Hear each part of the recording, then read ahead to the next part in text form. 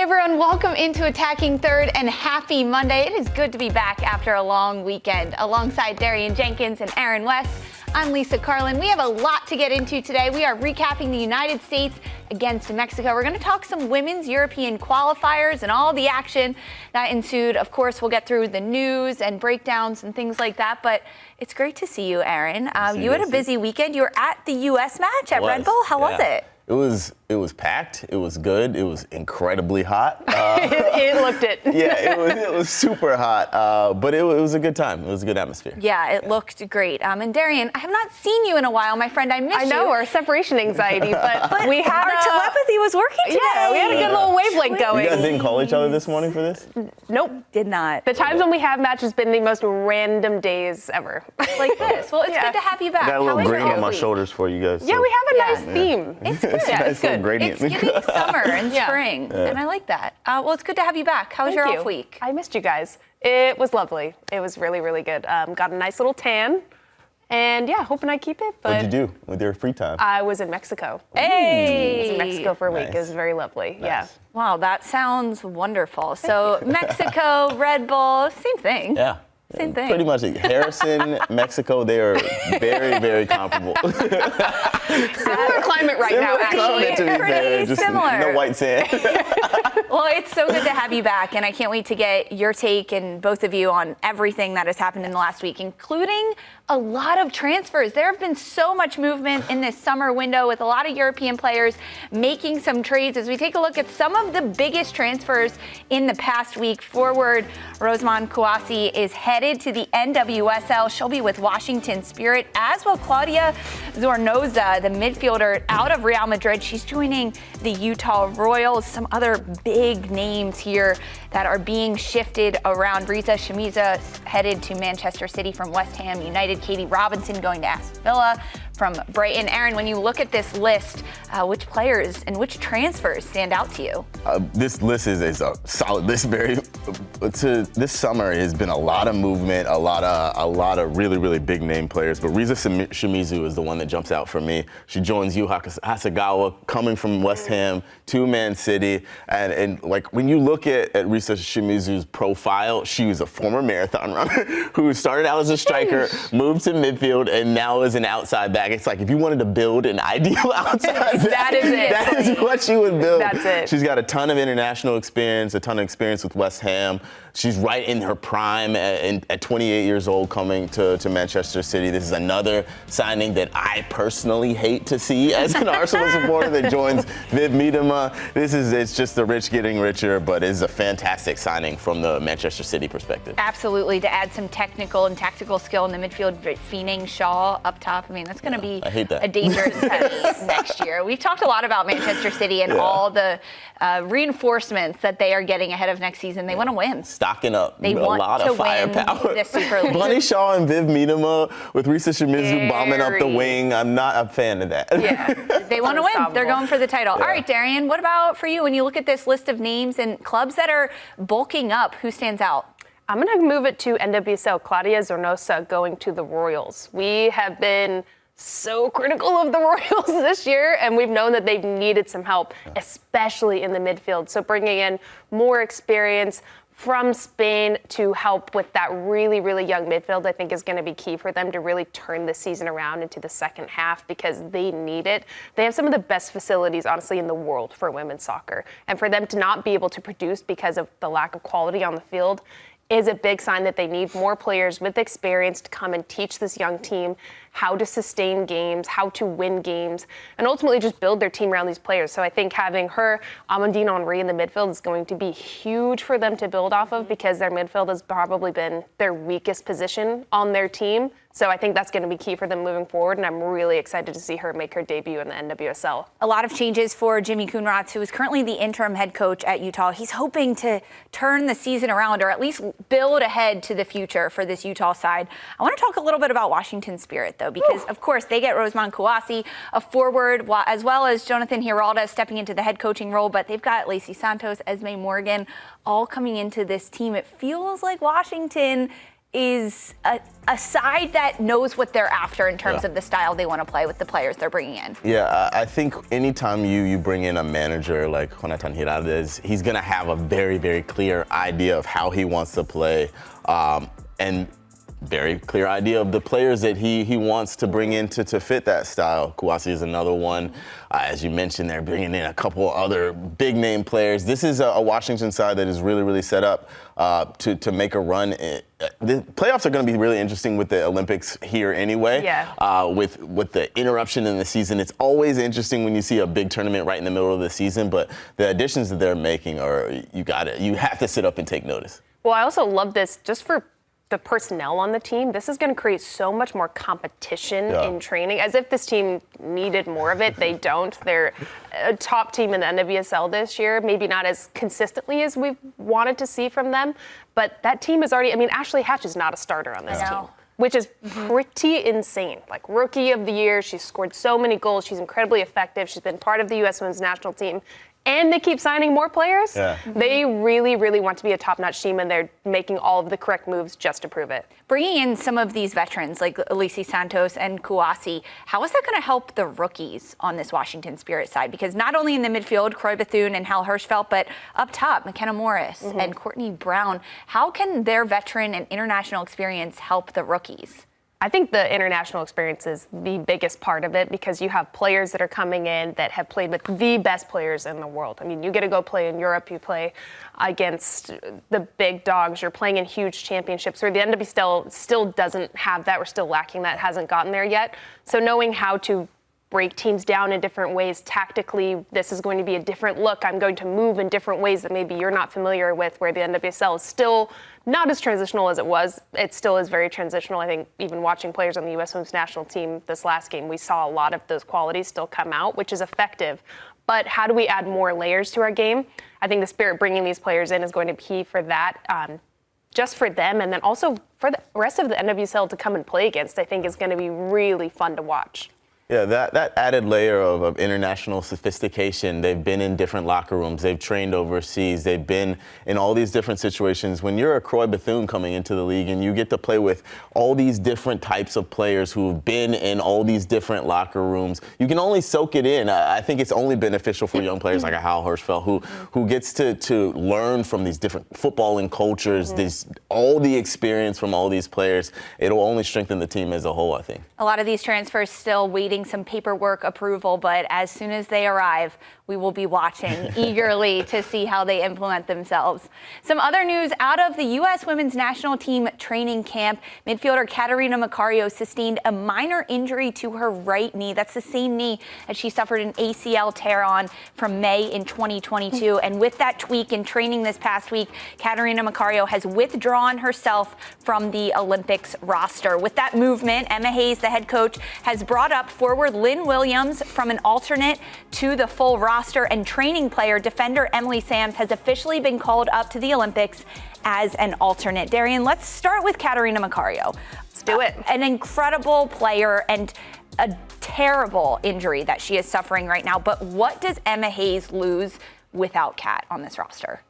A really dynamic player who loves being on the ball. I think we talk a lot about, similar to a Rose Lavelle, who when she's on the ball, the game completely changes. They need touches, they need to be involved in the play, they need movement in pockets, and she's so creative, and I think she sees the game in ways that nobody else on the national team does. The closest player would be a Rose Lavelle, who can break teams down just with small movements, not doing too much, and it really elevates the team. But my heart breaks for her. It has been a rough 3 years for this player who has so much potential that we just haven't been able to see just because of this injury and the knocks that she keeps having with it. I hope that maybe this will give her the proper time to recover and we finally see her get to her full threshold of how she can be as a player physically, because coming back from an ACL, I think we saw her try to find her feet a little bit more. We saw her getting into it. She has the trust of Hayes. It's tough, but I hope we see her come back fully healthy after this. The trust of Hayes, a huge factor in this decision to some extent. Emma Hayes saying that during training, she's been watching her, and she's watched her at club with Chelsea over this last year, so have seen how she's progressively gotten better and stronger, but unfortunately just not there to make the cut for 18 going to Paris. Lynn Williams, a forward for this side, gets brought in to replace Marcario. Is this a like-for-like swap?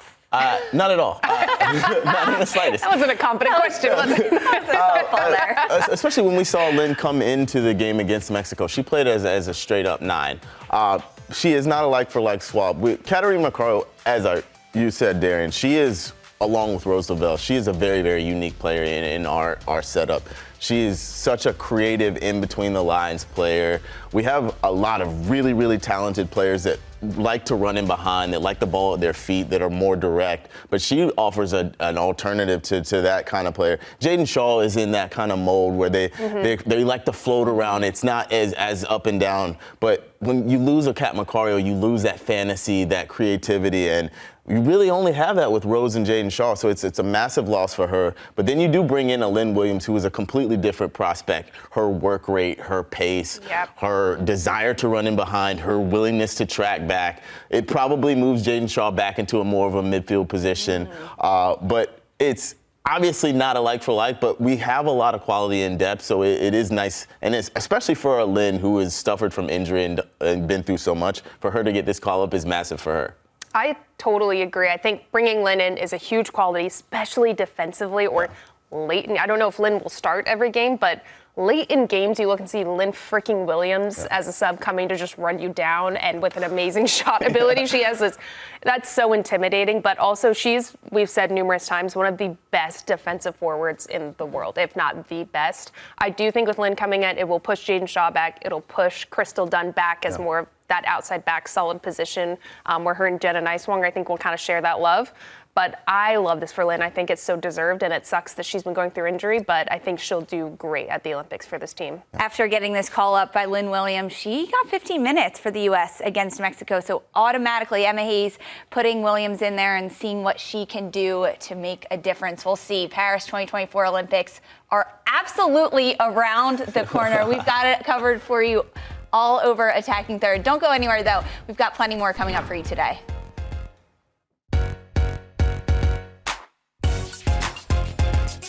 When you're looking at a game that already doesn't have a lot of black women, and then you see Briana Scurry, and you're just like, this is strange, but I'm liking it. And she's dominating. She's dominating. Briana Scurry, she was it. She was before Venus and Serena. She was the one that broke the mold. What she did was get the world ready for people like me, for people like Megan Rapinoe, to step in and Megan Rapinoe it. Hold your breath. That's what I call a route, baby. Route!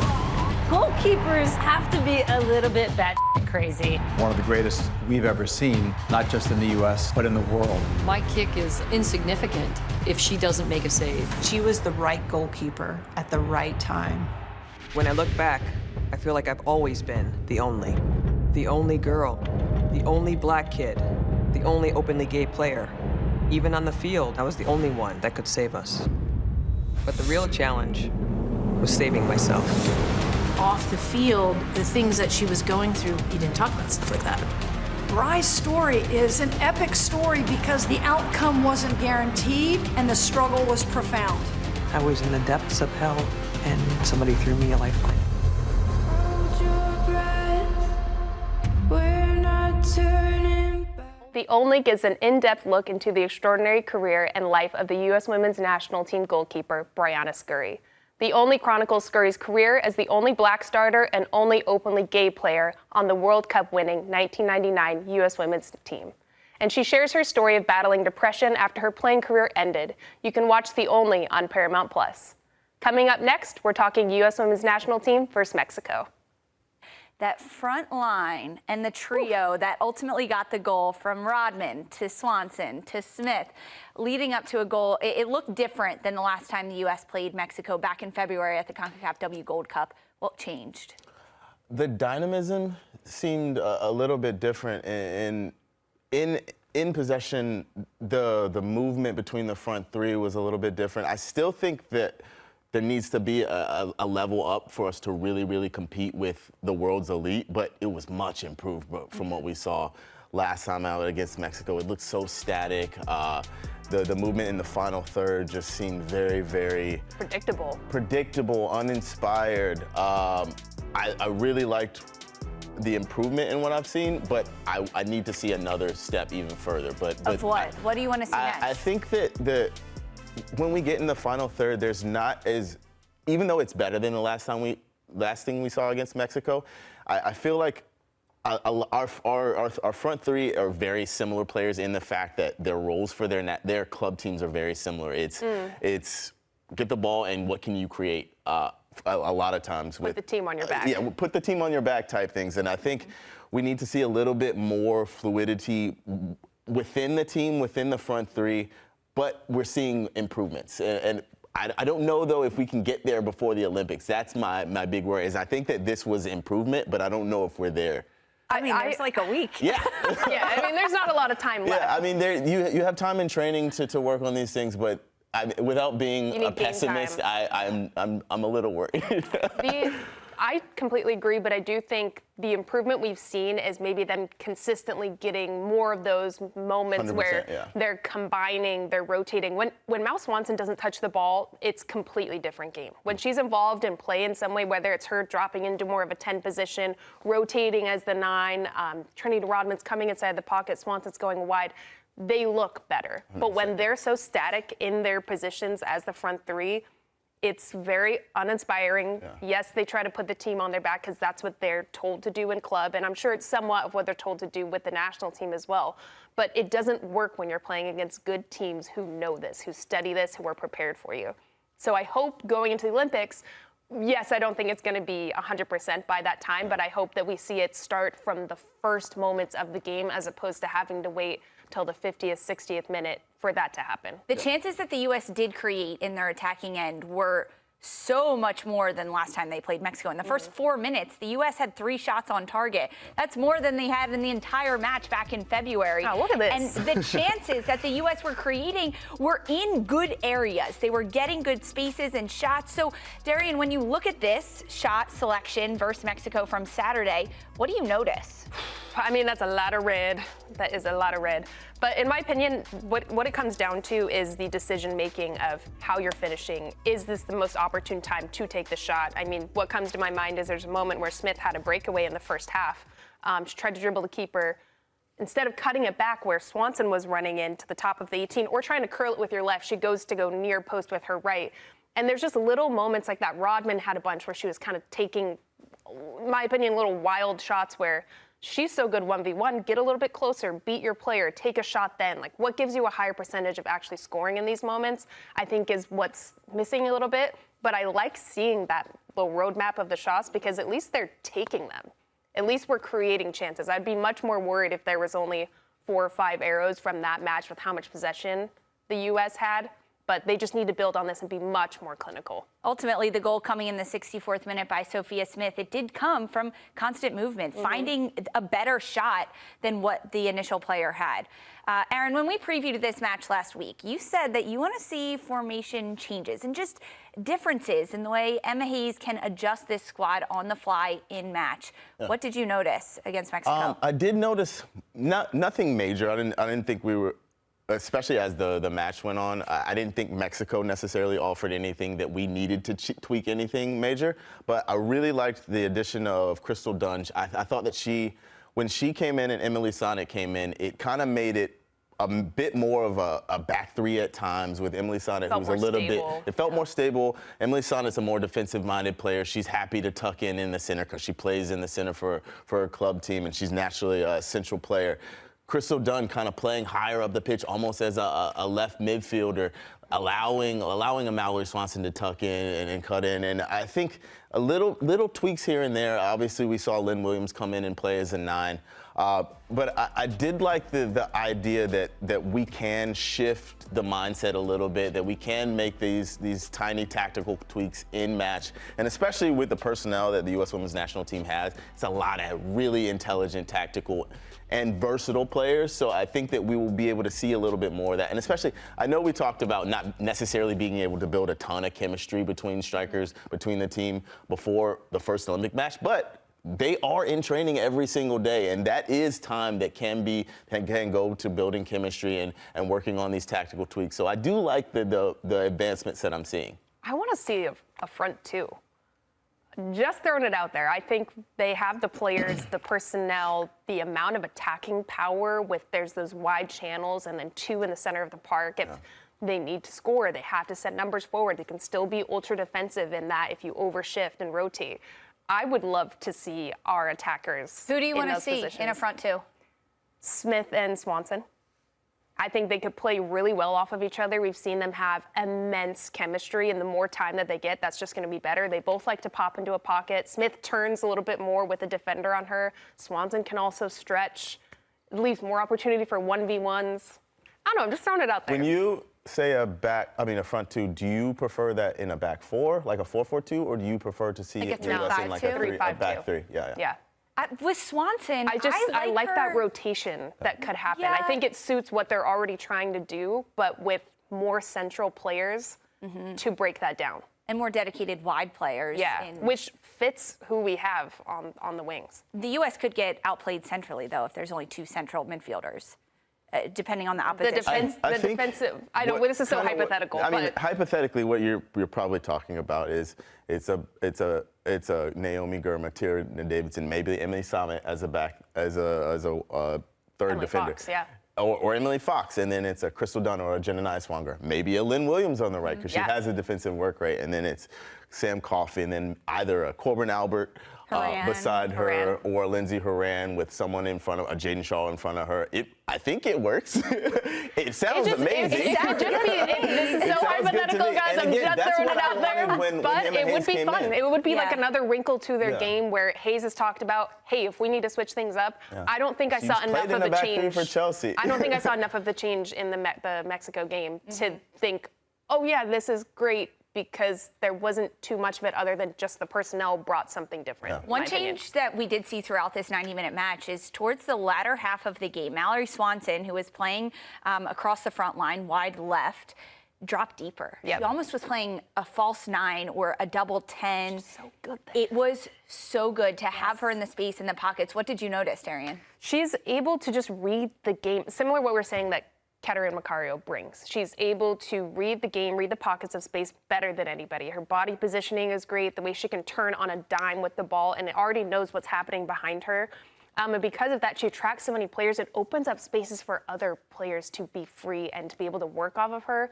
I love her in that position. I hope that's something that we build on, because when they just stay isolated, it's so predictable. And perhaps we could see Swanson playing a little deeper in the midfield with Katarina Marcario no longer on this roster as well, which opens up the door of possibilities for Hayes to continue to shift and move players around. One player we did get to see is midfielder Croy Bethune, who got her first senior national team cap. She came in the 81st minute against Mexico.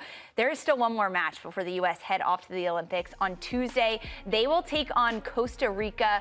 We got to see the star Bethune get some minutes, but when you look forward to this next match, Aaron, against Costa Rica, what else do you want to see from this U.S. side? I think to get this team, honestly, the dynamism on the ball is what especially in build-up. I was a little bit worried with some of how we dealt with Mexico's press. I don't necessarily, the issue is that I don't think we'll see that from Costa Rica. We'll see a completely different game and a completely different set of circumstances. So what I want to see, I don't think we're necessarily going to get out of this match. So, I mean, honestly, I want to see a bunch of goals. I want to see efficiency in front of goal, ruthlessness. I would love to see them just fill the back of the net up, get confidence high, because the things that I personally want to see, I don't think we're going to see against the Costa Rica. I mean, I'm going to say I don't think we're going to see a front 2 either, Darian. So realistically, I said it was hypothetical. So realistically, what would you like to see against Costa Rica? A way better build out. I wasn't confident in the U.S. building out with high pressure, which if you're an opponent watching them, you're thinking, let's be on the front foot, press the crap out of them, because it doesn't seem like they can handle it. They don't have the most confidence. It's not the cleanest. So those are opportunities where teams can take advantage of the U.S., especially that high up the field. So I think the goals are going to come. The amount of shots that they're taking, they're risk takers. You have players that are really hungry to score. That's going to come, but yeah, building out of the back, being smart in possession with a purpose is what I want to see. Pressure is on for the U.S. as they have one final match before they head off to France for the 2024 Paris Olympics. The U.S. taking on Costa Rica on Tuesday. Don't go anywhere, though. We are chatting European qualifiers and some huge upsets that happened this weekend. 2025 European Championship qualifiers were full of upsets, including number 30 Czechia taking down number 1 Spain in the 15th minute. It was exciting, Aaron. Yeah, things got off how you would expect them. Spain going ahead. Aitana Bonmati in the 15th minute. Is it a cross? Is it a shot? It doesn't matter. It goes in.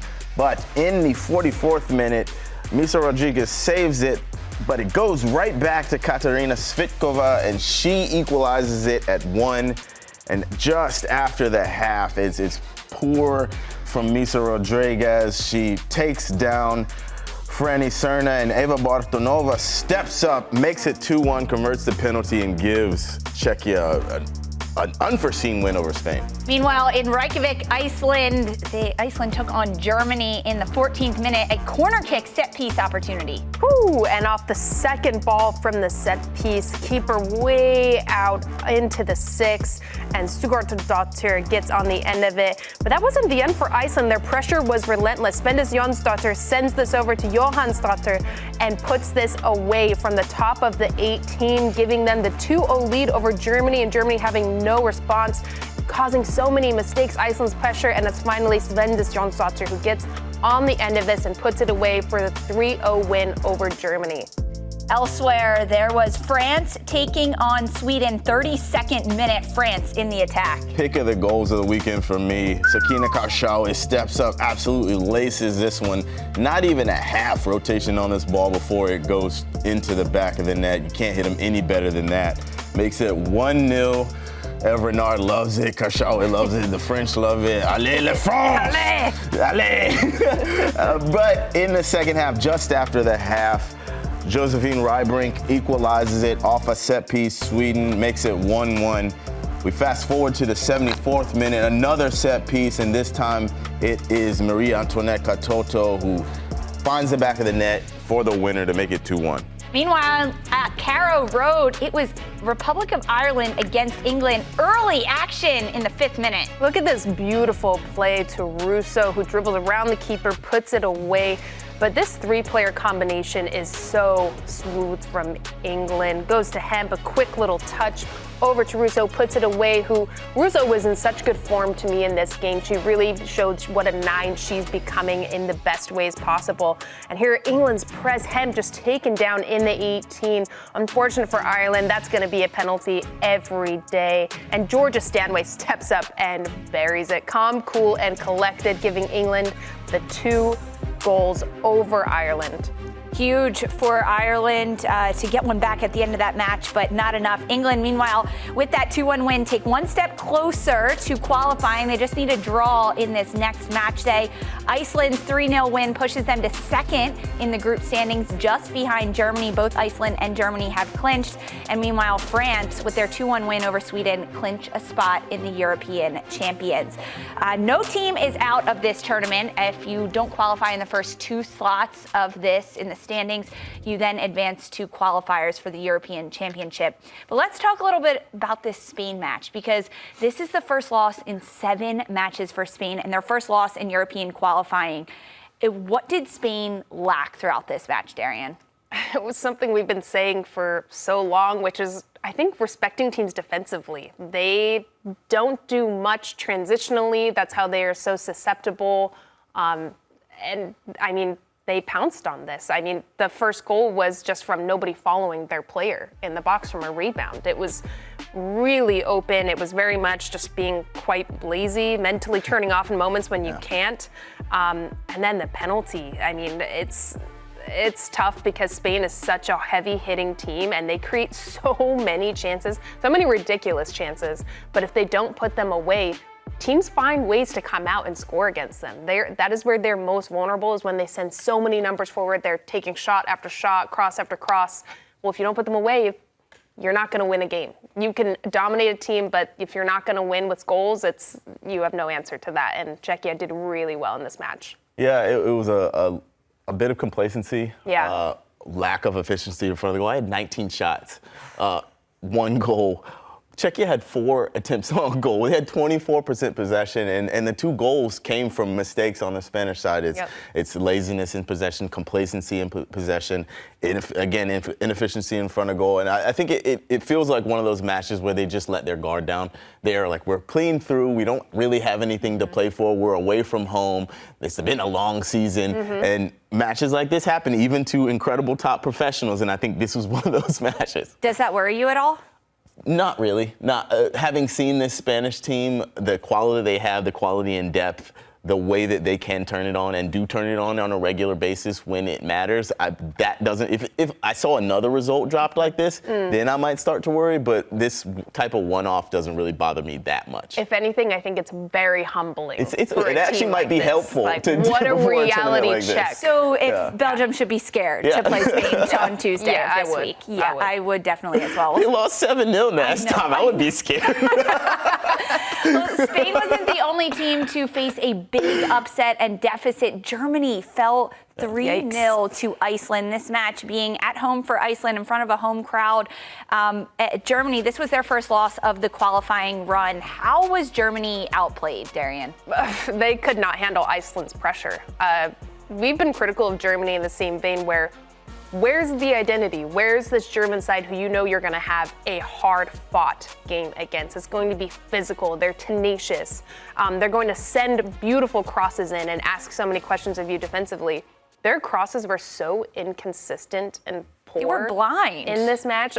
Corners going out of bounds, crosses overshot or directly into transitional moments from a cross. That is so not the identity we're used to seeing from Germany, and I would be concerned if I were a part of this German national team. Going against Iceland, dealing with high pressure, not being able to handle it, and handing goals over is a big cause for concern moving forward. They had chances, but it's almost as if the mental lapse was in the build-up to the play for Germany as this match went on. Was there a point during this 90-minute game, Aaron, where you thought, Germany's got this, they're going to turn this around? It felt really, really disjointed as a whole. They started 2 different center midfielders in Sens and Nuskin from their usual pairing of Oberdorf and Baumann. I just forgot the other center midfielder's name, but they changed their center midfielders up, and it felt like in build-up they felt very disjointed. Again, this is another match where it's not a throwaway match, but it felt like this is a match we can make some tweaks. We can maybe take the foot off the gas. We can experiment a little bit. And Iceland, they didn't have any of those sorts of thoughts. It's their full strength 11. They were very, very motivated. They're playing at home in front of their fans. So 2 very different outlooks for this match, I think. Absolutely. Germany has a chance to turn it around. They take on Austria on Tuesday in the final match day. Meanwhile, France, they qualified directly to the European Championship in 2025 with their 2-1 win over Sweden. This is all in progression to hosting the Olympics around the corner in Paris, Darian. But when you watched France, they looked like they had a little more oomph in front of goal than we've seen recently. I mean, Carchao, what a freaking goal that was. She is a really big leader for me on this team. I don't think she gets enough credit, honestly, because she rotates a lot with Basha in that left back position, or she's been recently tested as more of a midfielder, and I don't think it suits her. Her strength is outside back because she can do things like this. She sneaks high at the pitch, her crossing ability is top tier, and I think she really leads this team in a silent, unsung hero type of way. And then Renaud getting on the end of this, and Katoto just having such a nose for goal. I love this for France. It was a hard-fought win. It wasn't an easy game. Sweden is a tough team to go up against because they're so dominant defensively and in the air. But the fact that France were able to overcome that is such a good sign, and what a confidence booster for this tournament and also going and hosting the Olympics coming up. Yeah, I think confidence booster is the biggest thing because, like you said, the Swedish team is so tough to score goals against. They're such a tough team overall. They're so tactically well prepared. They're so technically strong, and they're a physically strong team. But France's biggest issue throughout qualifying is scoring goals. Obviously, if you get a banger from outside the box and then in a set-piece goal, it'll carry you through. I think there is still a worry. They didn't create a ton of chances. They had 9 shots on goal, but I think in front of goal, there's still a bit of a worry for this France team, but overall, this is a big, big confidence booster for them. Only 7 goals scored for France throughout this qualifying, and now as they head into the Olympics, how much of a worry is their goal-scoring abilities? Yeah, I think it's huge for Katoto to get that goal against Sweden, even though it wasn't an open play goal. It comes from a set piece, but anytime you have your number 9 getting on the score sheet, it's massive for her. She's going to be the one that will probably lead their scoring. I really feel like it's going to depend on her because she is their best number 9.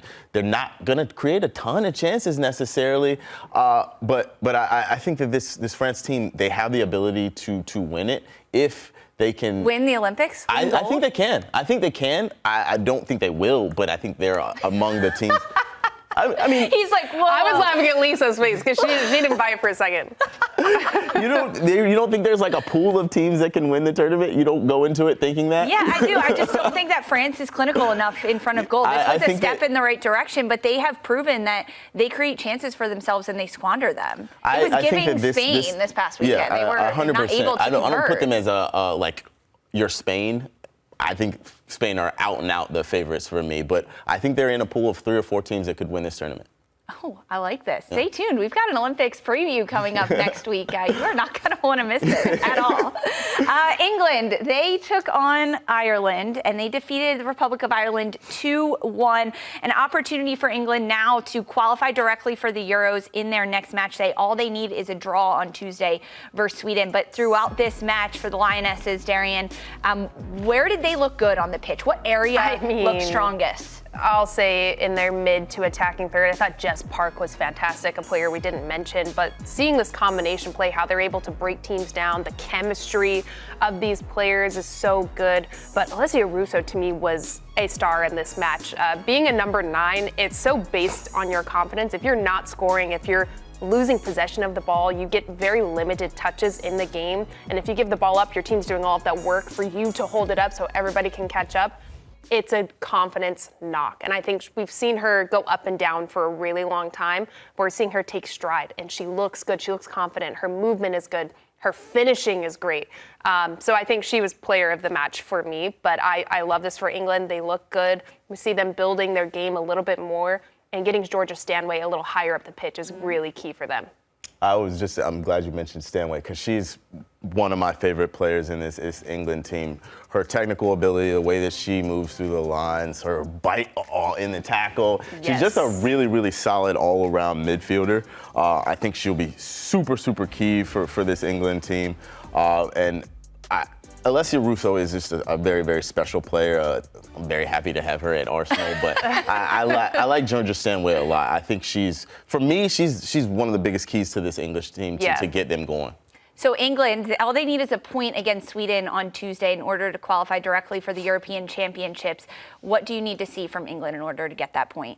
More of what we saw in their last match. I think with Ireland, especially going in that really tight, low block, you have to do creative things to pull them out. Ireland ultimately kind of got a little wonky towards the second half of the match. But I think Sweden's going to present something similar, where they're going to be very organized. They're going to be much more physical than Ireland, and a little bit more tough to break down. So being even cleaner on the ball, using those combination plays, the rolls off of each other, quick 1-2 passes is going to be key for them in the middle to attacking third to get some goals. I hope it's not a tie. I know they just need 1 point, but I hope we see some goals from this match. So who do you think will win if it's not a draw? England. Oh, all right. What about for you, Aaron? Sweden, England?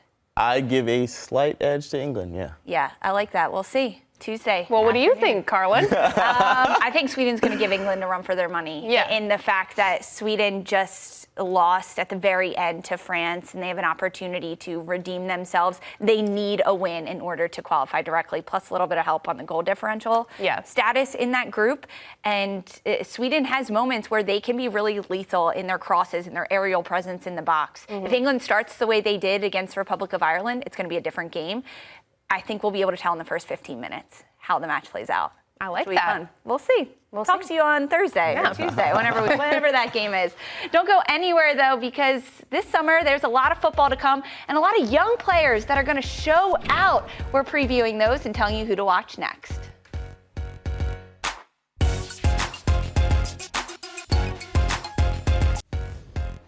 Welcome back to Attacking Third, presented by CarMax, the way car buying should be. This summer, we have a lot of football happening, and there are a lot of young players being called up to compete at the 2024 Paris Olympics. Who are you going to watch? We will tell you. Darian, we're going to start with you. Who is your young player to watch this summer? I've got two, but I'll start off with the American Jaden Shaw. Right. Only 19 years old. She scored 4 goals in the W Gold Cup with the U.S. Women's National Team. She's a leader with the San Diego Wave and so young. We haven't seen the ceiling for this player yet. And I think when she's on the ball, when she is with a team that is playing a style that suits her, which San Diego hasn't been, in my opinion, the U.S. does. Seeing her pop into pockets, be creative, use other people to break teams down, and then getting in front of goal and her shot ability is going to be so fun to watch. I hope she gets so many minutes in the Olympics, especially in that 10 position. I think that's where she thrives. We could potentially see her across the front line too, but I like her a little bit deeper too. When she plays as a 10, do you like a double 10 in there by herself or with someone else along her? I like the double 10. I think she works well with that movement and counter movement because not a lot of players are aware enough of what's going on. She's one of those players, so for her to develop that skill a little bit more and work that muscle is only going to elevate her game. And I also think it's really good, especially with the U.S. Women's National Team missing Katarina Marcario. She can really fill into that position. Ooh, I like that. All right, Jaden Shaw, one shout for her. All right, Aaron, who are you excited to see develop this summer? I'm going to start with Mary Fowler from Australia. She is.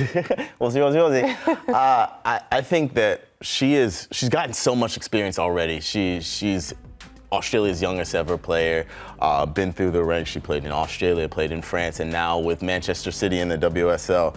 And I think that she's so dynamic. She's improving as a player every year. She's improving her goal tally, her assists, improving in front of goal. Her movement has become more incisive. And especially in an Australia team without Sam Kerr to injury, I think that more of that responsibility will fall on her shoulders. And I think she's ready for it.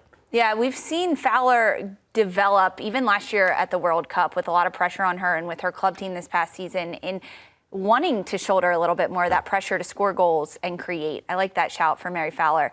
My player that I am really excited to watch develop this summer is Jenna Neiswanger, the defender for the United States Women's National Team. She only picked up just her 10th cap this weekend when the U.S. played Mexico in that outside left back position. But the ability for Neiswanger to be a difference maker in the attack for the United States is going to help them get on a podium at the end of the Paris Olympics. She is a starter. She can defend. She's good organizationally and helping to build out of the back. And then when she does get the ball and have the freedom to move forward down the flank, her crosses into the box are so good. She is always picking out players. There's a purpose to every ball that Jenna Neiswanger plays, and she can play different balls with different textures and lengths and passes, and she just does such a good job of reading the play and then playing the perfect ball for that scenario and that situation. I just want to see her continue to develop, and I think we will, getting a lot of time. And she can finish. Yeah. The girl has a rocket with a left foot. And she stepped up to rip a penalty in the CONCACAF W Gold Cup when they needed a goal and a chance. Yeah. You both teased. You have a couple more players. Aaron, I'll start with you. Who's your other player to keep watching? My other player also plays in WSL, Micah Hamano. She is, I think, such a special player. She went on loan to Hammarby, got good experience playing over in Sweden, came back to Chelsea, played a few matches as they went on to their push to win the WSL title, but I think that her ability to play in between the lines, her finishing ability, her passing ability, she's so dynamic on and off the ball. She makes incredibly good decisions. She's from that long line of wildly technical and very intelligent Japanese players. She's come through that system. I think she's another player that is ready to step up for this Japanese side, and this Japan team is a team to watch the Olympics, as they always are. Are they in your pot of teams? That I have three that I think I'm actually not putting the U.S. in the top 4. I think it's Spain, France, and Japan right now. Wow. Yeah. Okay. I would love to be proven wrong, but I am a little worried about this team. Oh, I like that. Wait, so who were your top 3 for Spain, France, and Japan. Spain, France, Japan. I like that shout. Wow, we'll see. We haven't done our Olympics preview yet, our deep dive. We'll get there. All right, Darian, young player to watch, quickly. Salma Basha, the French international. She's great at left back. She can play up top. She has a rocket. We saw her score a goal in Champions League semifinal against Paris Saint-Germain. She's my player to watch. Oh, I like that shout for sure. There's a lot of good young players to watch that we get the privilege of watching and talking about this summer. Thanks for joining us. Today's Attacking Third was brought to you by CarMax, the way car buying should be. We'll see you later in the week.